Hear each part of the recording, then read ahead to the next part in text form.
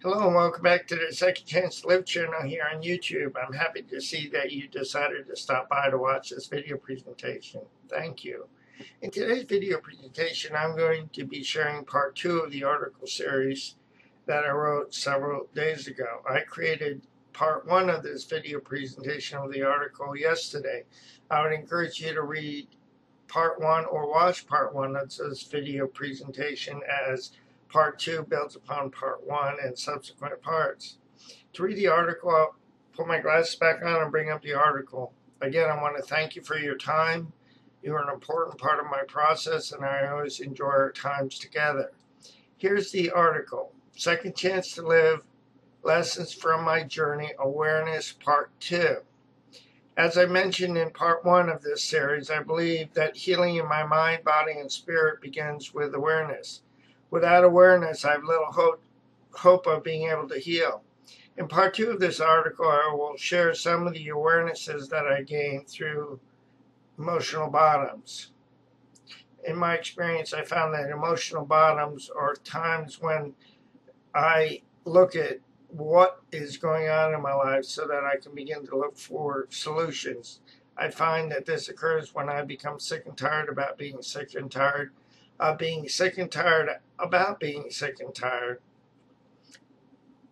Here's the article. In my experience, I grew up feeling as though I needed to fix people so that they would not go away. I believe that I did not just make mistakes, but that I was a mistake. I believe that if people in my life were irritable, restless, and discontent, that I was at fault. Consequently, I believed that I needed to make them okay so that we could be okay before I could hope to be okay with myself. In the process, I moved from one crisis or crises to another crisis in my struggle to find peace with the people in my life. In the process of managing the drama created by the crisis, I had no idea where other people stopped and I began. In the process, I developed an overdeveloped sense of responsibility. Doing became more important than being, and in the process, I lost myself. People pleasing, approval seeking, and mind reading all became strategies for living.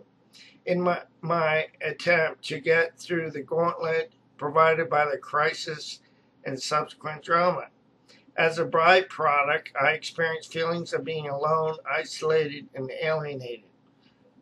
I had a difficult time trusting anyone, much less myself. Consequently, I traded my judgment for the judgment of other people. In the process, my life became unmanageable. I had no idea how to talk, trust, or feel. I found myself engaged in relationships that were emotionally unavailable. I remained confused by come close, go away, and other double messages that many of my significant relationships communicated to me. I had no idea how to have a relationship with people apart from caretaking those individuals. I had no idea how to keep the focus on me. I had a tremendous fear of abandonment. I unknowingly participated in shame-based toxic codependency in an attempt to find myself. I found myself acting out of a family system role that I had become all too familiar with for many years. I maintained the role for many years, assuming that the role would somehow save me. In the process, I defended the denial system that kept me in the role because I believed that I deserved to be abused for being who I was myself. This is the end of part 2 of this video presentation. I want to thank you for your time, my friend.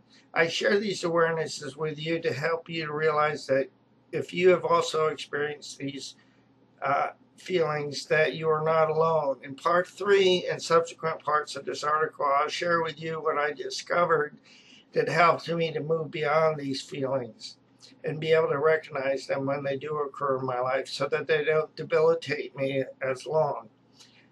I want to say so long for now, as I said.